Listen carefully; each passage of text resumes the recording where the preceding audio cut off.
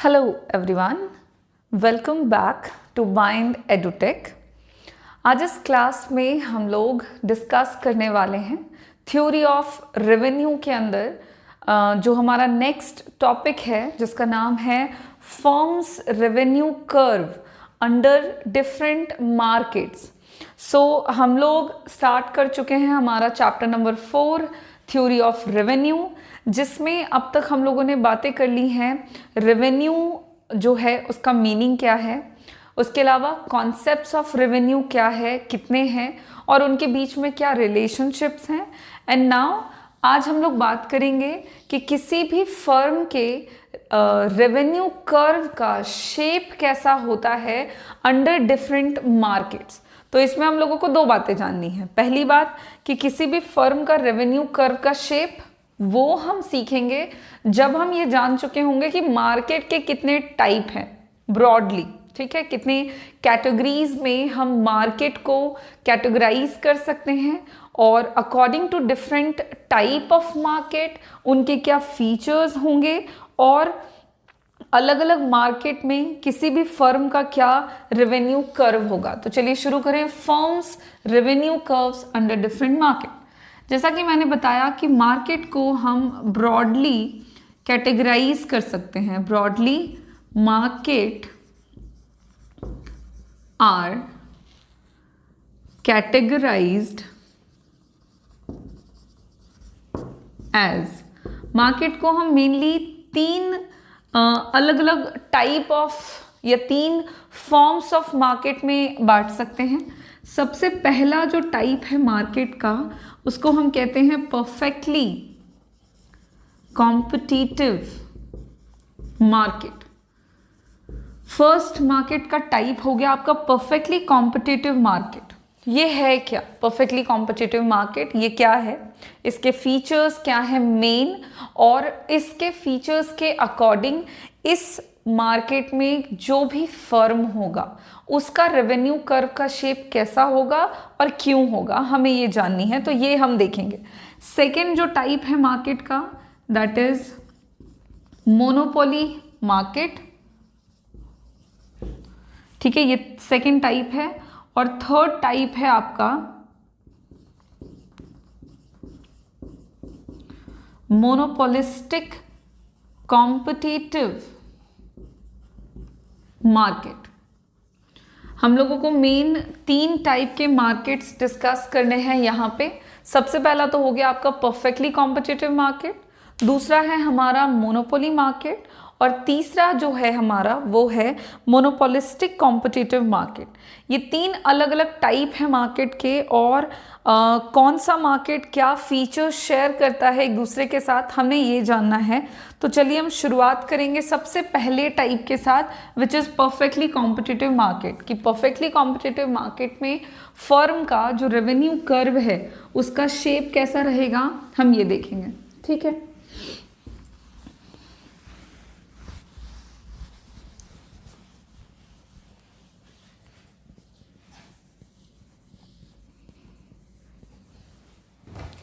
Firm's revenue curve under perfectly competitive market। हम बात करने वाले हैं परफेक्टली कॉम्पिटिटिव मार्केट के अंदर फर्म के रेवेन्यू कर्व के बारे में। इससे पहले कि मैं आपको रेवेन्यू कर्व्स के बारे में बताना शुरू करूं कि क्या होगा फर्म का या प्रोड्यूसर का अंडर परफेक्टली कॉम्पिटिटिव मार्केट, सबसे पहले तो हमें जानना है कि ये जो परफेक्टली कॉम्पिटिटिव मार्केट होता है ये किस टाइप का मार्केट है, ठीक है, ये किस टाइप का मार्केट है आपका, इसके फीचर्स क्या क्या होंगे और फिर हमको आसान हो जाएगा इस मार्केट के अंदर फर्म के रेवेन्यू कर्व को समझने में। तो परफेक्टली कॉम्पिटिटिव मार्केट आपका एक ऐसा टाइप ऑफ मार्केट है जिसके फीचर्स में सबसे पहली बात आती है कि there are large number of sellers and buyers in the market. ये एक ऐसा बाजार है जहाँ पे लार्ज नंबर में सेलर्स एंड बायर्स पाए जाते हैं। ये पहली बात है, चूंकि मार्केट वर्ड जहाँ पे भी आ रहा है हमारे दिमाग में, या जहाँ पे भी हम मार्केट सुन रहे हैं वर्ड, तो इंस्टेंट मार्केट में दो तीन चीज़ें जो है वो मेन, दो तीन फैक्टर्स जो हैं वो मेन फैक्टर्स होते हैं, जैसे कि buyers, sellers, price of the product, product की क्या क्वालिटी है या प्रोडक्ट कैसा होता है। ये चार चीज़ें तो मेनली आपको लेनी ही लेनी है जब भी हम मार्केट वर्ड सुनते हैं। तब यहाँ पे हम परफेक्टली कॉम्पिटिटिव मार्केट डिस्कस कर रहे हैं। ये कैसा टाइप ऑफ मार्केट है भाई? तो एक ऐसा मार्केट है ये जहाँ के फीचर्स में सबसे पहली बात है कि यहाँ पे लार्ज नंबर में सेलर्स एंड बायर्स पाए जाते हैं, पहला। दूसरा, ये जो लार्ज नंबर में सेलर्स होते हैं, ये जो भी प्रोडक्ट मार्केट में सेल कर रहे हैं वो सारे के सारे होमोजीनियस होते हैं। Second feature, perfectly competitive market में आपको होमोजीनियस प्रोडक्ट मिलता है, मतलब जितने भी प्रोडक्ट बेचे जा रहे हैं, जितने भी सेलर्स के द्वारा, सब ने एक तरह के प्रोडक्ट्स बेचने हैं, मतलब सारे के सारे जो भी सामान बेच रहे हैं वो एक टाइप का है, एक जैसा है, एक दूसरे से बिल्कुल सिमिलर है, होमोजीनियस है। ओके, तो होमोजीनियस प्रोडक्ट है।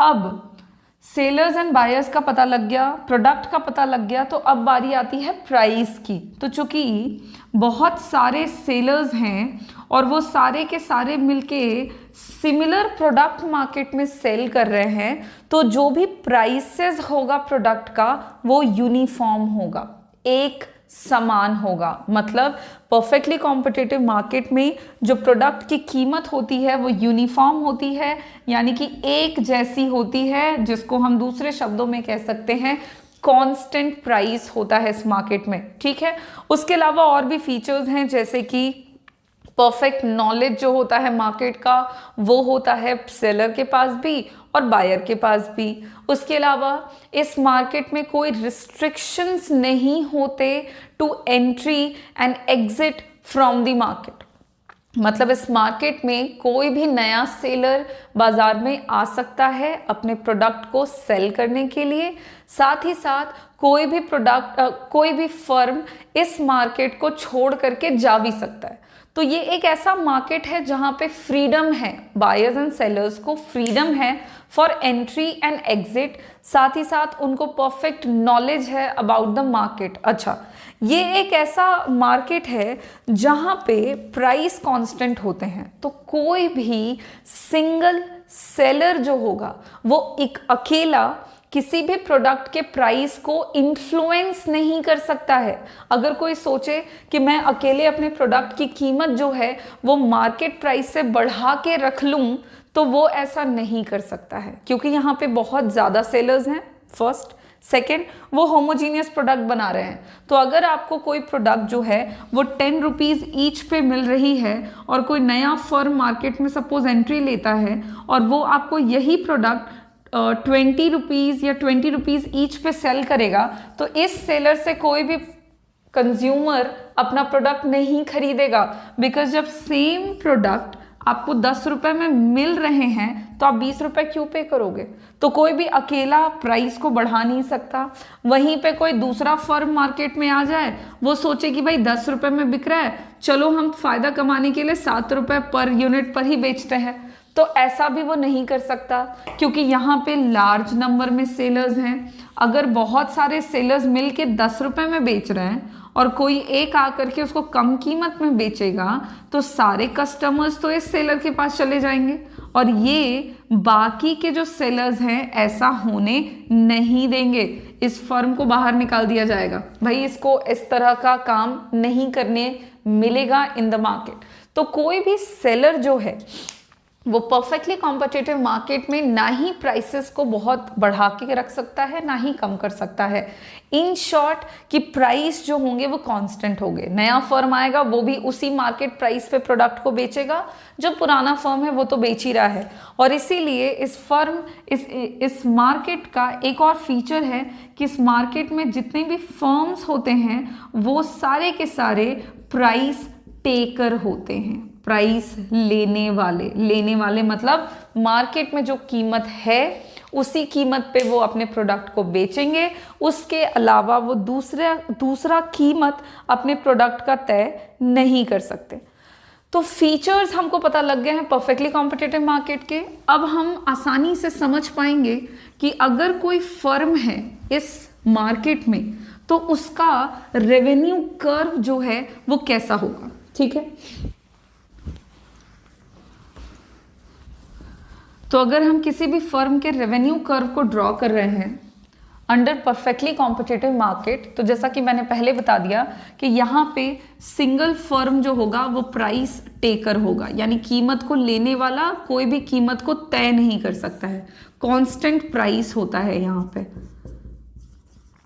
ये दो बातें हम ध्यान रखेंगे तब हमें रेवेन्यू कर्व समझ में आ जाएगा। अब हम रेवेन्यू कर्व बनाना चाहते हैं। कर्व बनाने के लिए हमें सबसे पहले तो भाई टेबल बनाना पड़ेगा, कुछ वैल्यूज हमको लेने पड़ेंगे। तो यहाँ पे हम कर्व से पहले टेबल ड्रॉ कर लेते हैं जिसमें हम रेवेन्यू कर्व देखेंगे, revenue curves under different market, sorry not a different market, revenue curve under perfectly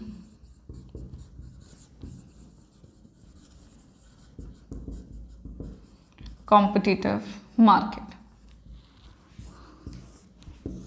अब देखिए, एक तरफ हम आउटपुट लेते हैं जिसको हम यूनिट वाइज बढ़ाएंगे, यूनिट्स में ले रहे हैं। दूसरी तरफ हम ले लेते हैं टोटल रेवेन्यू, जिसकी मदद से हम एवरेज रेवेन्यू और मार्जिनल रेवेन्यू को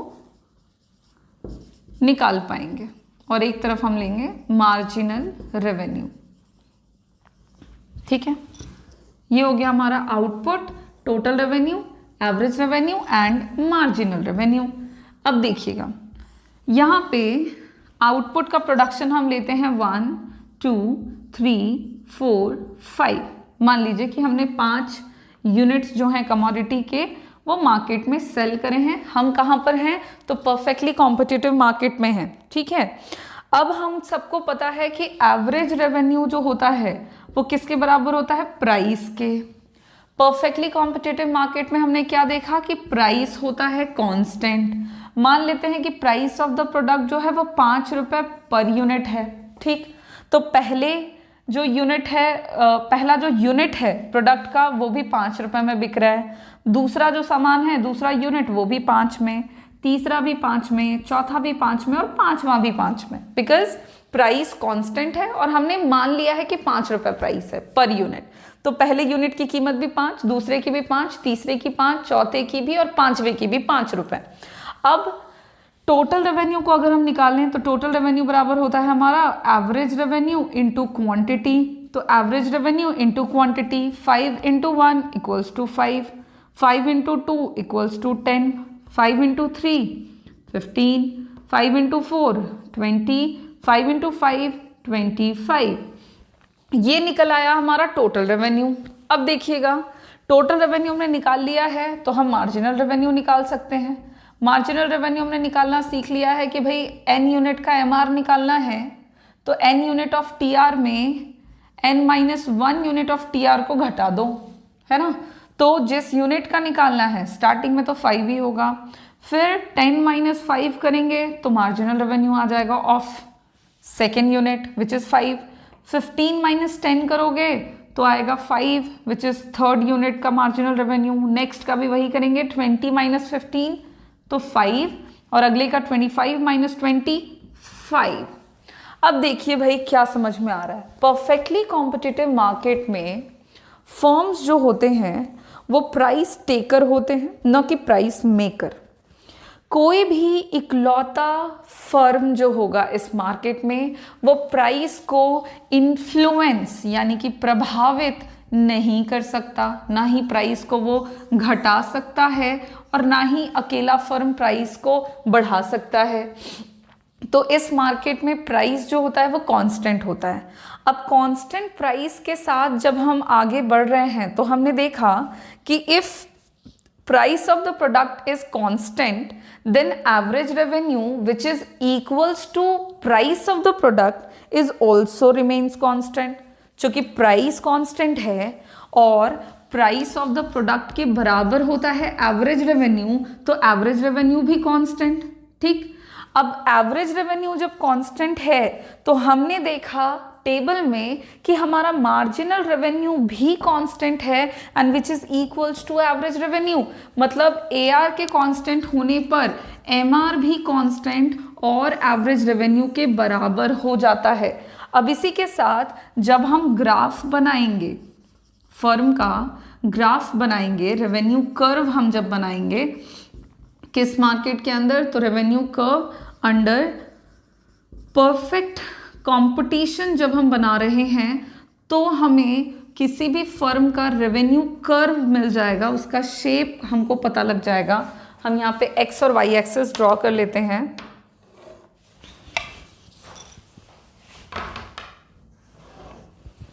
एक्स और वाई एक्सिस अगर हमने ड्रॉ करा, वाई एक्सिस पे हम यहाँ पे लेंगे average revenue and marginal revenue, ठीक है। और यहाँ पे एक्स एक्सिस पे हम ले लेंगे आउटपुट, क्वांटिटी ऑफ आउटपुट जो कि बेचा जा रहा है, जो बेच दिया जा रहा है। तो यहाँ पे अगर आप स्केलिंग कर लें सिंपल, तो यहाँ पे 1 2 3 4 5 और वाई एक्सिस पे चूंकि हम AR MR ले रहे हैं और ये हमारा 5 5 है, तो आप ले सकते हो 5 10 15 20 25 ऐसा। अब हम जब अपने एवरेज रेवेन्यू का कर्व बनाते हैं तो AR का कर्व बनाएंगे, आउटपुट देखेंगे और एवरेज रेवेन्यू। तो 1 पे एवरेज रेवेन्यू है 5, 2 पे है 5, 3 पे भी 5, कॉमन पॉइंट्स हम बनाते जा रहे हैं, 4 पे 5 और 5 पे भी है 5।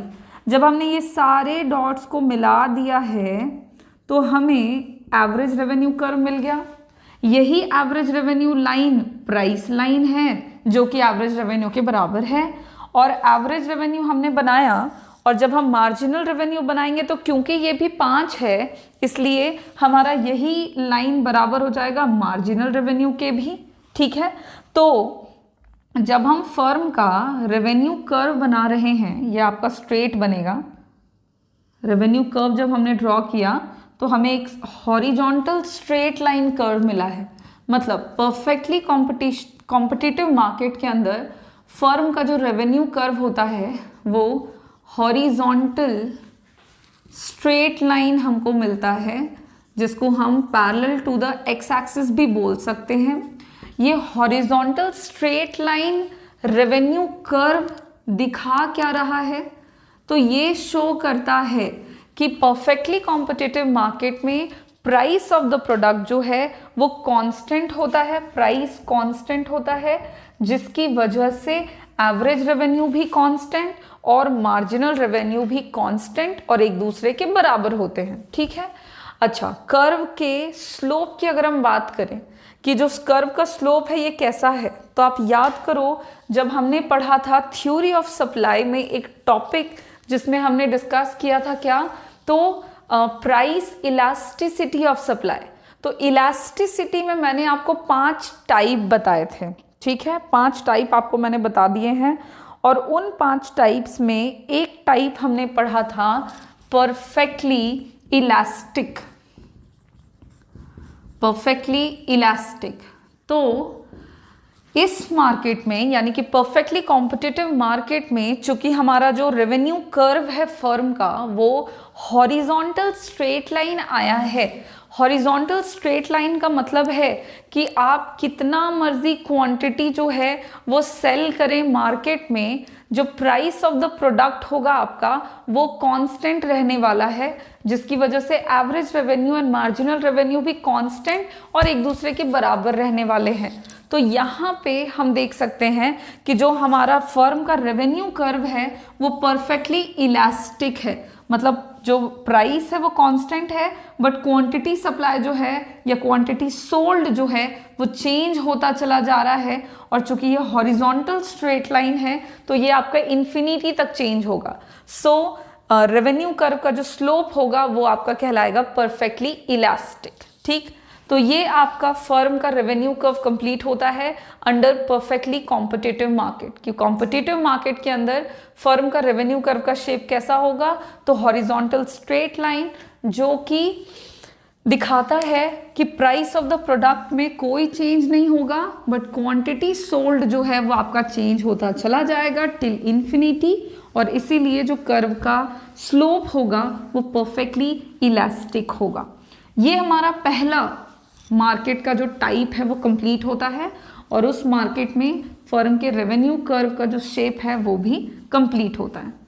अब हम अपने सेकेंड मार्केट टाइप को भी डिस्कस कर लेते हैं कि वो क्या मार्केट है और उस मार्केट में फर्म का रेवेन्यू कर्व का शेप कैसा बनेगा। सेकेंड टाइप ऑफ मार्केट जो है हमारा वो है मोनोपोली मार्केट। मोनोपोली मार्केट का मतलब क्या होता है ये हम देखेंगे।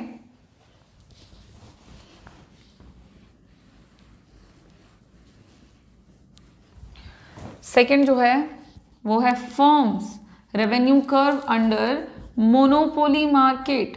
मोनोपोली मार्केट में फर्म का रेवेन्यू कर्व का शेप कैसा बनता है हमें ये जानना है। तो अब सबसे पहले जान लेते हैं कि मोनोपोली मार्केट का क्या मतलब होता है। ठीक है, तो मोनोपोली वर्ड जो है ये आपके दो शब्दों से मिलके बना हुआ है, मोनो और दूसरा है आपका पोली। ठीक, मोनो का मतलब होता है सिंगल। ठीक है, मोनो का मतलब हो गया आपका सिंगल, यानी एक, इकलौता, एक व्यक्ति का, और पोली मतलब होता है अधिकार, जिसको कह सकते हैं कंट्रोल। तो मोनोपोली का कंबाइन मतलब निकालें तो इसका मतलब होता है कि एक ऐसा मार्केट जहां पे सिर्फ और सिर्फ एक व्यक्ति का अधिकार होता है। ठीक है, जिस मार्केट में सिर्फ एक ही व्यक्ति पूरे मार्केट पर अधिकार स्थापित कर लेते हैं उस मार्केट को मोनोपोली मार्केट बोलते हैं। मतलब ये एक ऐसा मार्केट है जिसमें सिंगल सेलर होगा, जो भी प्रोडक्ट बिक रहा है उसको बेचने वाला इकलौता सेलर मार्केट में अवेलेबल होगा। तो इसके फीचर्स की जब हम बात करें कि मोनोपोली मार्केट का फीचर क्या है, तो फीचर्स में हम सबसे पहले देख लेते हैं कि जो सबसे पहला फीचर है वो ये है कि इस मार्केट में सिंगल सेलर होते हैं और लार्ज नंबर ऑफ बायर होते हैं। बायर इसमें ज़्यादा होगा, ऑफ कोर्स खरीदने वाले लोग ज़्यादा होंगे, लेकिन बेचने वाला जो भी व्यक्ति है प्रोडक्ट को वो इकलौता होगा। दूसरा, चूंकि इकलौता सेलर है तो वो जो भी प्रोडक्ट मार्केट में बेच रहे हैं वो यूनिक होगा। ठीक है, वो जो भी प्रोडक्ट सेल करते हैं वो यूनिक प्रोडक्ट को सेल करेंगे, बिल्कुल यूनिक होगा, उस प्रोडक्ट का कोई दूसरा सब्स्टिट्यूट नहीं होगा। यूनिक बोलने का मतलब है कि no substitute product is available in the market. बोलने का मतलब है कि जो भी प्रोडक्ट बिक रहा है वो इकलौता, उस प्रोडक्ट को रिप्लेस करता हुआ कोई दूसरा प्रोडक्ट मार्केट में अवेलेबल नहीं होगा। इस तरह का फीचर है इस मार्केट का। अब चूंकि प्रोडक्ट यूनिक है, इकलौता व्यक्ति का अधिकार है उस पे, तो उस प्रोडक्ट की जो कीमत होगी वो भी कह सकते हो यूनिक होगी, यूनिक प्राइस। अच्छा, यूनिक प्राइस से यहाँ पे मतलब है कि इकलौता सेलर है प्रोडक्ट का, तो वो अपने प्रोडक्ट की कोई भी कीमत बाजार में तय कर सकता है। ठीक है, पहली बात, इकलौता व्यक्ति है, उसको पूरा अधिकार है पूरे बाजार पर, तो जो मर्जी है कीमत वो अपने प्रोडक्ट की तय कर सकता है। लेकिन क्या मोनोपोली ऐसा करते हैं? तो इसका जवाब है कि नहीं, क्योंकि अगर मोनोपोली, अब चूंकि प्रोड्यूसर है तो प्रॉफिट चाहेगा, प्रॉफिट के लिए किसी भी प्रोडक्ट की कोई मनमानी कीमत वो भले तय कर सकता है, लेकिन एकदम से मनमानी कीमत वो तय नहीं करते। क्यों? क्योंकि ये बात मोनोपोली मार्केट में भी लागू होती है कि अगर सेलर ज़्यादा प्रोडक्ट बेचना चाहे तब भी सेलर जो है वो अपने प्रोडक्ट की कीमत को बहुत ज़्यादा अगर रखे तो उसका सेल बहुत ज़्यादा नहीं होगा। तो अगर सेलर प्रोडक्ट को ज़्यादा बेचना चाहता है तो फिर उसे अपने प्रोडक्ट की कीमत को कम करना पड़ेगा। और इसीलिए मोनोपोली मार्केट में भी ज़्यादा सेल करने के लिए इन्वर्स रिलेशनशिप देखा जाता है between the price and quantity sold. Price और सप्लाई के बीच में इन्वर्स रिलेशनशिप देखने को मिलता है। क्वांटिटी सोल्ड कह सकते हो। इन्वर्स रिलेशनशिप का मतलब है अगर मोनोपोली ज़्यादा सामान बेचना चाहे तो फिर वो अपने प्रोडक्ट को घटाता है, अगर कम सामान बेचना चाहता है तो वो अपने प्रोडक्ट की कीमत को ज़्यादा तय कर सकता है। अच्छा, इस मार्केट में चूंकि सिंगल सेलर होता है तो सिंगल फर्म या सिंगल सेलर इस मार्केट में प्राइस मेकर कहलाते हैं।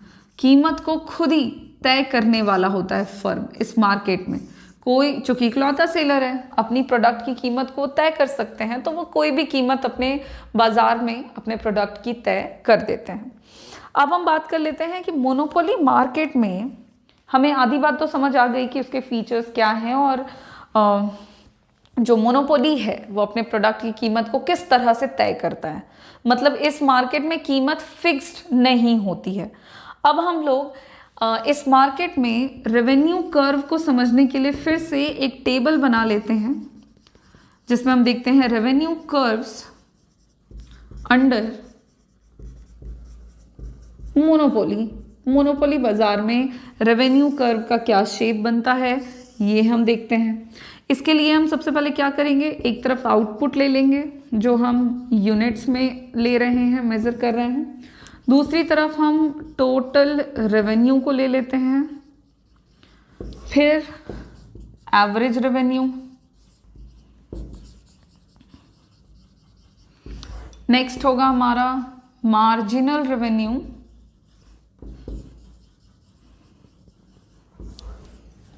ठीक है। अब यहाँ पे प्रोडक्ट हम ले लेते हैं 1 2 3 4 5, चलो 5 ही लेके चलें। और चूंकि मैंने पहले ही बताया कि मोनोपोली मार्केट में भले सिंगल सेलर है मोनोपोली, बट अगर वो अपने प्रोडक्ट को ज़्यादा से ज़्यादा बेचना चाहता है तो उसे अपने प्रोडक्ट के प्राइस को कम करना पड़ेगा। तो सपोज कि monopoly price of the product तय करता है, एक यूनिट बेच रहा है तो 10 रुपये पर, सेकेंड यूनिट को अगर वो बेचता है तो ज़्यादा यूनिट बेचना चाह रहा है तो प्राइस थोड़ा घटाएगा, फिर और यूनिट बेचना चाह रहा है तो प्राइस और थोड़ा घटाएगा, और बेचेगा तो और घटा देगा। और इसी तरह से अगर वो more and more quantity of the product को सेल करना चाह रहा है इन द मार्केट, देन उसे प्राइस ऑफ द प्रोडक्ट को कम करना पड़ेगा। एवरेज रेवेन्यू के बारे में है, it is equals to price of the product. So price कम हो रहा है क्योंकि क्वांटिटी जो है वो ज़्यादा मार्केट में सेल हो रहा है। अब एवरेज रेवेन्यू एंड आउटपुट की मदद से हम टोटल रेवेन्यू निकाल लेंगे। TR बराबर हम लिख सकते हैं AR into Q। Average revenue को टोटल अमाउंट ऑफ क्वांटिटी जो है, टोटल अमाउंट ऑफ आउटपुट जो है उससे मल्टीप्लाई कर देंगे तो TR मिलेगा। So 1 into 10 is equals to 10, 2 into 9 is equals to 18, 3 into 8 equals to 24, 4 into 7 equals to 28 and 5 into 6 is equals to 30। तो यहाँ पे हमने देखा कि टोटल रेवेन्यू जो है वो आपका इंक्रीज हो रहा है जैसे जैसे हम extra unit of output sell करते जा रहे हैं इन द मार्केट। अब हम मार्जिनल रेवेन्यू निकालेंगे। MR निकालने के लिए सेम फॉर्मूला यूज करेंगे, total revenue of N minus total revenue of N minus 1। तो जिस यूनिट का MR निकालना है TR फर्स्ट का तो सेम रहेगा, जिस यूनिट का MR निकालना है उस यूनिट के TR में एक उससे पहले वाले को घटाते हैं। सो 18 माइनस 10 8, 24 माइनस 18 6, 28 माइनस 24 4, 30 माइनस 28 2। अब आप देखो सिंपली एवरेज रेवेन्यू हमारा घट रहा है जैसे जैसे आउटपुट सोल्ड बढ़ रहा है, ठीक है। मार्जिनल रेवेन्यू जब हमने निकाल लिया with the help of total revenue तो हमको वो भी डिक्रीज होता नजर आ रहा है जैसे जैसे आउटपुट सोल्ड हमारा बढ़ रहा है। तो जब हम कर्व बनाएंगे इस मार्केट के अंदर, जब हम कर्व बनाएंगे फर्म का, तो उसका शेप जो है वो कैसा आएगा और उसका स्लोप कैसा आएगा वो हम देख लेंगे। तो स्लोप, चूंकि इन्वर्स रिलेशनशिप आपको दिख रहा है सिंपल मोनोपोली मार्केट में प्राइस और क्वांटिटी सोल्ड के बीच में, तो जब भी आप स्लोप बनाओगे रेवेन्यू कर्व का तो वो आपको डाउनवर्ड स्लोपिंग मिलेगा। चूंकि इन्वर्स रिलेशनशिप है, यहाँ पे कोई बहुत एक्स्ट्रा दिमाग नहीं लगाने की ज़रूरत है हमको। एक्स एक्सिस पे हम यहाँ ले लेंगे आउटपुट यूनिट वाइज और वाई एक्सिस पे हम ले लेंगे average revenue and marginal revenue. ठीक है, स्केलिंग कर लेंगे। मिनिमम देख लो, मैक्सिमम देख लो। मिनिमम है 2, मैक्सिमम है 10। यहाँ पे मिनिमम है 6, मैक्सिमम है 10।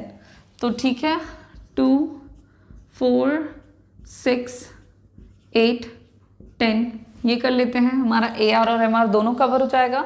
और आउटपुट एक्स एक्सिस पे हम ले लेते हैं 1, 2, 3, 4 एंड 5। ये जब हम कर रहे हैं तो सबसे पहले AR कर्व बनाएंगे। 1 पे कितना है 10, 1 पे है आपका 10, 2 पे है 9, 9, 3 पे है आपका 8, 4 पे है 7, 5 पे है 6। तो जब हमने कर्व डॉट सारे बना लिए एवरेज रेवेन्यू के, और इन सारे डॉट्स को जब हम मिला लेंगे तो हमें एवरेज रेवेन्यू का कर्व मिल जाएगा, which is simply downward sloping that indicates inverse relationship between the price, or you can say the average revenue and output sold. Inverse relationship because ये downward आया है। ठीक है, marginal revenue को जब हम बनाते हैं तो 1 पे marginal revenue है again 10, 2 पे है 8, 3 पे है 6, 4 पे है 4 और 2 पे है 5 पे है 2। यहाँ ये हो गया आपका मार्जिनल रेवेन्यू। जब हम मार्जिनल रेवेन्यू के भी सारे डॉट्स को मिला देंगे तो हमें again downward sloping MR curve मिल जाएगा। ठीक है, ये हो गया हमारा मार्जिनल रेवेन्यू का कर्व, जो कि अगेन डाउनवर्ड स्लोपिंग है बिकॉज ये भी आपको इनवर्स रिलेशनशिप को ही दिखा रही है बिटवीन द प्राइस या between the marginal revenue and output sold.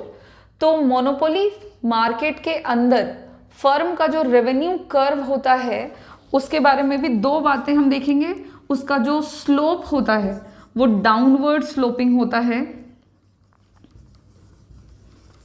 Downward sloping होता है from left to the right, जो कि इनवर्स रिलेशनशिप को दिखाता है between the revenue and output sold. First, second, चूंकि आप इसको देखोगे कि ये जो है डाउनवर्ड है, बट यहाँ पे जो फर्म का रेवेन्यू कर्व होता है ना, उसका शेप अगर हम देखें और हम इलास्टिसिटी में शेप की अगर हम बात करें तो जो शेप होगा मोनोपोली मार्केट के अंदर फर्म के रेवेन्यू कर्व का, वो आपको मिलेगा लेस इलास्टिक। लेस इलास्टिक बोलने का मतलब क्या हुआ? तो लेस इलास्टिक बोलने का मतलब हुआ कि जितना change price of the product में होगा, उतना चेंज चूंकि प्राइस में होगा तो क्वांटिटी सप्लाई में तो होगा ही, लेकिन लेस इलास्टिक का मतलब है कि जितना चेंज प्राइस में होगा उससे कम चेंज होगा आपके क्वांटिटी सप्लाई में। सपोज कि प्राइस में 50% का चेंज हुआ है तो क्वांटिटी सप्लाई जो है उसमें आपका मे बी 30% का चेंज हो जाए, तो चेंज इन प्राइस जो होगा वो ग्रेटर देन होगा चेंज इन क्वांटिटी। क्यों ऐसा? क्यों? क्योंकि हमने स्टार्टिंग में ही बात कर लिया कि इस मार्केट में जो प्रोडक्ट मिलते हैं वो यूनिक होते हैं, उनका कोई क्लोज सब्स्टिट्यूट नहीं होता है। तो अगर प्रोडक्ट की कीमत में बहुत ज़्यादा चेंजेस हो भी जाता है तब भी उसके जो क्वांटिटी सप्लाई या उसका जो डिमांड है उसमें उतना चेंज नहीं होता, क्योंकि मार्केट में सब्स्टिट्यूट मौजूद ही नहीं है। तो भाई अब मौजूद नहीं है सब्स्टिट्यूट, तो लोग जो है वो प्रोडक्ट को खरीदेंगे ही, भले प्राइस में कितना भी चेंज हो जाए, उस प्रोडक्ट के डिमांड में बहुत ज़्यादा चेंज फर्क देखने को नहीं मिलता। और इसीलिए इस मार्केट में फर्म का जो रेवेन्यू कर्व होता है वो लेस इलास्टिक होता है। ठीक है, लेस इलास्टिक का मतलब ही हुआ कि जितना चेंज होगा प्राइस में उससे कम चेंज होगा क्वांटिटी सप्लाई में। तो आज हम लोगों ने दो अलग अलग मार्केट फॉर्म्स के अंदर, दो अलग अलग टाइप्स ऑफ मार्केट के अंदर फर्म के रेवेन्यू कर्व को डिस्कस कर लिया, perfectly competitive market and monopoly market. Perfectly competitive market में फर्म का रेवेन्यू कर्व होगा हॉरिजॉन्टल स्ट्रेट लाइन, जो कि परफेक्टली इलास्टिसिटी को दिखा रहा है कि प्राइस में चेंज नहीं भी हो रहा है तब भी सप्लाई चेंज होता चला जा रहा है। एंड अंडर मोनोपोली मार्केट किसी भी फर्म या सेलर का जो रेवेन्यू कर्व होता है वो डाउनवर्ड स्लोपिंग आता है, क्योंकि वो इन्वर्स रिलेशनशिप दिखाता है बिटवीन प्राइस एंड क्वांटिटी के बीच में, और साथ ही साथ वो लेस इलास्टिक होता है बिकॉज इस मार्केट में प्रोडक्ट के पास कोई भी सब्सटीट्यूट नहीं मौजूद है, यूनिक प्रोडक्ट है, इकलौता प्रोडक्ट है। अब हमारा थर्ड टाइप रह गया है फर्म का, मार्केट का, जो कि है मोनोपोलिस्टिक कॉम्पिटिटिव मार्केट। और उस मार्केट में भी किसी भी फर्म का रेवेन्यू कर्व का शेप कैसा बनेगा, ये बातें हम जान लेंगे और उसको हम अपने नेक्स्ट क्लास में देखेंगे। Thank you.